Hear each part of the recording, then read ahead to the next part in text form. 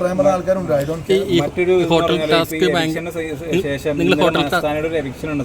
ഞാൻ ആ എവിക്ഷൻ കണ്ടില്ല. ഈ ഹോട്ടൽ ടാസ്കുമായിട്ട് ബന്ധപ്പെട്ടാണല്ലോ നിങ്ങൾ പോയത്. സാധാരണ ഇത്തവണത്തെ ഹോട്ടൽ ടാസ്ക് ഭയങ്കര മോശമായിരുന്നു എന്നാണ് എല്ലാവരും അഭിപ്രായം. അതിനെക്കുറിച്ച് എന്താ പറയാനുള്ളത്? ഹോട്ടൽ ടാസ്ക് എന്ന് പറയുന്ന സംഭവം എന്ന് പറഞ്ഞാൽ കഴിഞ്ഞ കൊല്ലം ഹോട്ടൽ ടാസ്കിൽ ഒരു മുട്ടൻ അലമ്പായിരുന്നു. അവിടെ കിടന്ന് അലമ്പി കുറേ ആൾക്കാർ കൂവലും ബഹളവും അതിൻ്റെ പുറത്ത് ഇറക്കി വിടുന്ന പരിപാടിയൊക്കെ ആയിരുന്നു. അതിന് മുന്നത്തെ പരിപാടിയൊക്കെ അങ്ങനെ തന്നെയായിരുന്നു. നമ്മളവിടെ പോയി എന്ന് പറഞ്ഞാൽ നമ്മളവിടെ പോയി മാന്യമായിട്ട് ഫുഡും കഴിച്ച് അവിടെ നിന്ന് പോകണം. ഹോട്ടൽ ടാസ്കിൽ ഒരു ഹോട്ടലിൽ എങ്ങനെ പോവുക, അവിടെ പോയിട്ട് ഹോട്ടലിലെ സ്റ്റാഫിന് ടിപ്സ് കൊടുക്കുക, ഹോട്ടലിൽ നമുക്ക് വരുന്ന ഭക്ഷണം അവർ തരുന്നുണ്ടോ അതിന് കഴിക്കുക, കിടന്നുറങ്ങാൻ പോരുക. അതാണ് ഒരു ഹോട്ടലിൽ താമസിക്കാൻ പോകില്ല. അല്ലാതെ അവിടെ കിടന്ന് അലമ്പി തകർത്തിട്ട് അവിടെയുള്ള ആളുകളെ അവിടുത്തെ സ്റ്റാഫിനെയൊക്കെ വെറുപ്പിച്ച് പോരുക എന്നുള്ള പരിപാടിയില്ല. ഞാനൊരു ഹോട്ടലിൽ താമസിക്കാൻ പോകുന്നത് അങ്ങനെയാണ്. അതിപ്പോൾ ബിഗ് ബോസ് ഹോട്ടലാണെങ്കിലും ഏത് ഹോട്ടലാണെങ്കിലും 5 സ്റ്റാർ ഹോട്ടലാണെങ്കിൽ രാനായത്തിലാണെങ്കിൽ എവിടെ പോയി താമസിച്ചാലും മാന്യമായിട്ട് ഫുഡ് കഴിക്കുക, അവിടുത്തെ സ്റ്റാഫിന് നമ്മൾ ടിപ്സ് കൊടുക്കുക, പോരുക. ഈ അനിമോൾ ഉണ്ടായിട്ട് എന്തുകൊണ്ടാണ് അനീഷിന് ടിപ്സ് കൊടുക്കാനുള്ള കാരണം? അനിമോൾ ഉണ്ടായത് അനിമോൾ അവിടെ പ്രത്യേകിച്ച് ഒരു മാനേജർ എന്നുള്ള ഒരു സാധനം മാത്രമേ ചെയ്തിട്ടുള്ളൂ. അനീഷ് അങ്ങനെയല്ല. അനീഷ് അവിടെ ഫുൾ അടിച്ചു വാരുകയും അവിടെയുള്ള ഫുൾ പരിപാടികളും ചെയ്യുകയും ചെയ്തു. അവിടെ ഞങ്ങൾ വന്ന സമയത്ത് പൂവൊക്കെ വിതറി ആ പൂവൊക്കെ ഫുൾ അടിച്ചു വാരി, നിലം മൊത്തടിച്ചു വാരി, ഞങ്ങളുടെ ബെഡ് ക്ലീൻ ചെയ്ത് പുതിയ ബെഡ് ഇടുകയും പുതിയ ബെഡ്ഷീറ്റ് വിരിക്കുകയും എല്ലാ കാര്യം ചെയ്തു തന്ന ഒരാളാണ്. എൻ്റെ ശോഭയുടെ പെട്ട് വിരിക്കുകയും അങ്ങനെ എല്ലാ പരിപാടിയും ചെയ്തു. അനീഷും ഷാനവാസും കൂടി. ഈ ബിഗ് ബോസ് ഇപ്പോഴത്തെ വേസ്റ്റ് കണ്ടന്റ് അല്ലെങ്കിൽ ഒരു പരാജയ കണ്ടന്റ് അല്ലെങ്കിൽ അവിടെ നിൽക്കാൻ പറ്റില്ല എന്നുള്ളൊരു കണ്ടന്റ് അല്ല, നിൽക്കാൻ പറ്റില്ല എന്നുള്ള ആരുമില്ല. എല്ലാവരും നല്ല പവർഫുള്ളാണ്. എല്ലാവരും കമന്റിലൊക്കെ വരുന്നത് ഈ പ്ലാച്ചിക്കാണ് കൂടുതലും, സാബുമാനേക്കാൾ കൂടുതൽ. സാബുമാൻ ബേസിക്കലി ഒരു പാവം മനുഷ്യനാണ്. അയാൾ ഒരു പാവം, ഒരു ഗുഡ് ഹ്യൂമൻ, പ്യുവർ സോൾ എന്ന് പറഞ്ഞാൽ അയാൾക്ക് ബിഗ് ബോസ് എന്ന് പറഞ്ഞ ഷോ അയാൾക്ക് പറ്റാത്തൊരു ഷോ ആണ്.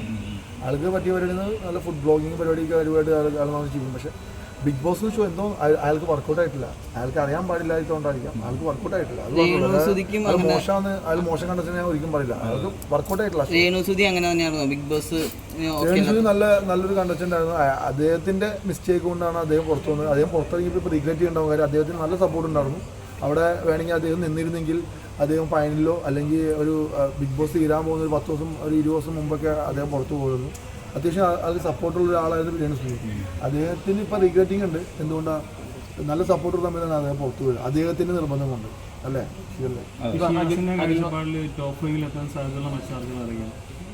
എൻ്റെ കാഴ്ചപ്പാട് ആദിലനോട് അതെ അതെ എൻ്റെ അവർക്ക് അത്രയും ഫാൻസ് ബേസ് ഉണ്ട്. ഞങ്ങൾ പുറത്തുനിന്ന് കാണുന്നുണ്ട് കേട്ടോ. അനുമോള്, ഈ പറഞ്ഞ നമ്മുടെ അനീഷ്, ചിലപ്പോൾ ഷാനവാസും, അക്ബർ എന്തായാലും ടോപ്പ് 5 വരുന്നതാണ് എൻ്റെ വിശ്വാസം. അക്ബർ ഇത്തിരി പവർഫുൾ മാനാണ്. അയാൾ ഒരു നല്ല എന്താ പറയുക, അയാളുടെ ശരീരത്തിന് വെച്ച് ശബ്ദവും ഒരു കുറച്ച് ബലം എൻ്റെ അത്ര നമ്മൾ ബലം പിടിച്ചൊക്കെ നോക്കി. ബലമൊന്നുമില്ല, പാവമാണ് അയാൾ. ജിമ്മിലൊന്നും പോകുന്നില്ല. അവന് അവിടെ ജിമ്മൊന്നുമില്ല. അയാൾ അങ്ങനെ ഒരു ഫിസിക്കൽ പരിപാടികളൊന്നുമില്ല. പക്ഷെ എന്നാലും നല്ല ശബ്ദം റേസ് ചെയ്യുന്നുണ്ട്. അയാൾക്ക് തെറ്റ് കണ്ട തെറ്റെന്നുള്ള റേസ് ചെയ്യാൻ ഒരു കഴിവ് ഉള്ളൊരു മനുഷ്യനാണ്. അവിടെ ഫേക്ക് ആയിട്ട് കളിക്കുന്ന ഒരു കണ്ടസ്റ്റന്റ് എനിക്ക് അങ്ങനെ ഒരിക്കലും തോന്നിയിട്ടില്ല. ഇപ്പൊ എല്ലാ ആളുകളും അവരുടെ മുഖംമൂടിയൊക്കെ കഴിഞ്ഞിട്ടുണ്ട്. ഫേക്ക് എന്നുള്ള പരിപാടി നടന്നിട്ടില്ല. കാര്യം 50 ദിവസമായി ഇനി അവിടെ ഫേക്ക് എടുക്കില്ല. ഒരാഴ്ചക്ക് പിടിച്ചിരിക്കാൻ പറ്റും എന്തെങ്കിലുമൊക്കെ കാണിച്ച്. അതിപ്പോൾ ഒരാഴ്ചക്ക് പിടിച്ചിരുന്ന ഒരാളാണ് അനീഷിൻ്റെ കയ്യിൽ നിന്നൊക്കെ പോയി. അനീഷ് എല്ലാവരും ഭയങ്കര മിംഗ്ലിംഗ് ആണ്. അനീഷ് ആരും മിണ്ടുന്നില്ല. അതിനുശേഷം എല്ലാവരും മിംഗിളായപ്പോഴാണ് എനിക്ക് അനീഷ് ഇഷ്ടപ്പെടാൻ തുടങ്ങിയത്. ഒരു അനീഷ് ഭയങ്കര പ്യൂർ സോളാന്ന് മനസ്സിലായത് ഇപ്പോഴാണ്. അയാൾ എല്ലാ ആളുകളും സംസാരിക്കാൻ തുടങ്ങി. അപ്പോൾ അയാൾ ഒരു പ്യൂർ സോളാണ്. അതിന് മുന്നേ അയാൾ ഇങ്ങനെ എനിക്ക് പറ്റില്ല എനിക്ക് ഒന്നാം സ്ഥാനം അങ്ങനെ പറഞ്ഞ് ഭയങ്കര റിപ്പീറ്റേഷനുള്ള മനുഷ്യരായിട്ട് എനിക്ക് ഫീൽ ചെയ്തത്. അപ്പോൾ അയാൾ പ്യൂർ സോളാണ്, കിട്ടുന്ന മനുഷ്യനാണ്.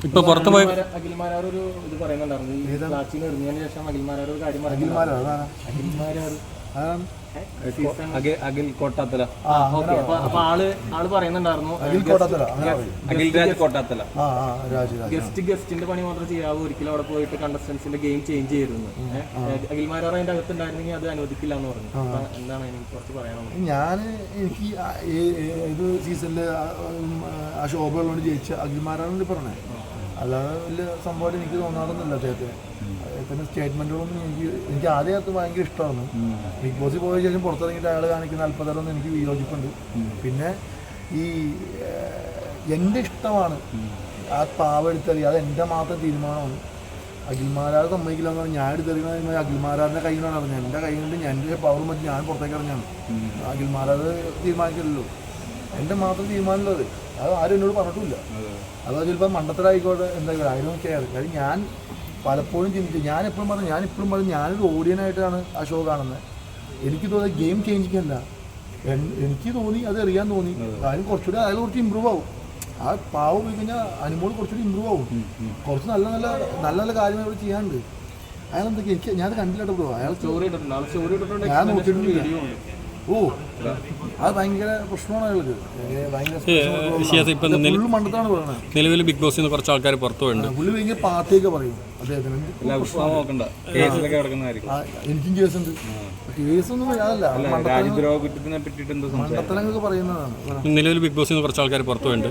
ആ കണ്ടസ്റ്റിൽ ആരെങ്കിലും ബിഗ് ബോസിലേക്ക് തിരിച്ചു വന്നാൽ നല്ല ഗെയിം കളിക്കും തോന്നുന്ന ആരെങ്കിലും? എനിക്ക് അപ്പാനി സ്ഥലത്ത് വന്നാൽ നല്ലതായിരിക്കും തോന്നുന്നത്. അപ്പാനി ഒരിക്കലും പുറത്തു കൊണ്ട ആളല്ലായിരുന്നു. പിന്നെ RJ ബിൻസി അവരൊക്കെ അങ്ങനെ സംസാരിക്കുന്ന ആളാണ്. അയാൾ RJ അല്ലേ, അത്യാവശ്യം നോളജ് ഒക്കെ ഉണ്ടാവും. പക്ഷെ അവരും പോയി. ഈ അപ്പാനി അക്ബറും ഒഴിച്ചു കഴിഞ്ഞാൽ നല്ല സൗഹൃദങ്ങളൊന്നും ഇപ്രാവശ്യം ബിഗ് ബോസില്ല. ഷാനവാസും അനീഷും നല്ല സൗഹൃദമാണ്. അതിൻ്റെ അകത്ത് കയറി അറിയാൻ പറ്റും. അവർ തമ്മിൽ നല്ല ബോണ്ടിങ്ങാണ്. നല്ലൊരു ബെസ്റ്റ് ഫ്രണ്ട്സിനെ പോലെ അവരവിടെ വെച്ചാൽ വലിയ പറഞ്ഞു.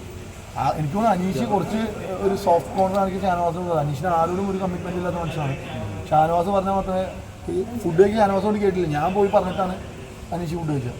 ഇപ്പോൾ റീസെൻ്റ്ലി ഒരു സംഭവം ഉണ്ടായിരുന്നു. ഈ അപ്പാനി പുറത്തിറങ്ങി കഴിഞ്ഞപ്പോൾ ഒരു കണ്ടസ്റ്റന്റ് മസ്താൻ എന്ന് പറഞ്ഞ കണ്ടസ്റ്റന്റ് സന്തോഷിച്ചത് പിന്നെ പുറത്തിറങ്ങി ഇന്നലെ ഞാൻ റീലിൽ കണ്ടു. അത് എനിക്ക് വ്യക്തമായിട്ട് അറിയാൻ പാടില്ല. ഞാൻ എപ്പിസോഡ് കണ്ടില്ല. എപ്പിസോഡ് കാര്യം ഞാൻ ആ സമയത്ത് ചെന്നൈയിലായിരുന്നു. അവൻ്റെ ഫോണൊക്കെ അവർ വാങ്ങിച്ചു വെച്ചാണ്. അവർക്കെതിരെ ഭയങ്കര സൈബർ ബുള്ളിങ് എന്നുള്ള രീതിയിൽ. സൈബർ ബുള്ളിങ് ഇപ്പോൾ ഈ പറഞ്ഞ കാര്യത്തിൽ എനിക്കും കിട്ടും. അത് സൈബർ ബുള്ളിങ് എത്ര ദിവസം 2 ദിവസം 3 ദിവസം അല്ലേ, എത്രയേ ഉള്ളൂ. ഈ പൈസ കൊടുത്തിട്ട് ആളുകളിൽ ചെയ്യിപ്പിക്കുന്നല്ലേ, ആ പൈസ തീരുമാനം നിൽക്കും. അത്രേ ഉള്ളൂ. ഇവിടേക്ക് ഞാൻ ഇതിനു മുമ്പ് പല ആളുകൾ വിമർശിച്ചിട്ടുണ്ട്, പല ആളുകളെ പറ്റി സപ്പോർട്ട് ചെയ്തിട്ടുണ്ട്. അപ്പോൾ സപ്പോർട്ട് ചെയ്യുമ്പോഴും കിട്ടും, വിമർശിക്കുമ്പോഴും കിട്ടും. അപ്പോൾ ഈ ബിഗ് ബോസ് എന്ന ഷോ ഈ 2 തലയുള്ള മൂർച്ചയുള്ളൊരു വാളാണ്. അത് എങ്ങനെ കുത്തിയാലും എങ്ങനെ വെട്ടിയാലും മുറിയും. അങ്ങനത്തെ ഒരു ഷോ ആണ്. അപ്പോൾ അതിനെപ്പറ്റി ആര് സംസാരിച്ചാലും അതിൽ എതിർപക്ഷം ഉണ്ടാവും, 2 പക്ഷം ഉണ്ടാവും. അത് അമ്മയെ തല്ലിയ 2 പക്ഷം നേട്ടമില്ല. അതുപോലെ തന്നെയാണ് ഈ ബിഗ് ബോസ്. എങ്ങനെ 2 പക്ഷം ഉണ്ടാവും. അപ്പോൾ കോട്ടത്തല പറഞ്ഞാലും അത് ഏത് തല പറഞ്ഞാലും. അപ്പോൾ താങ്ക് യു. ശരി. കാണാൻ സാധിക്കും.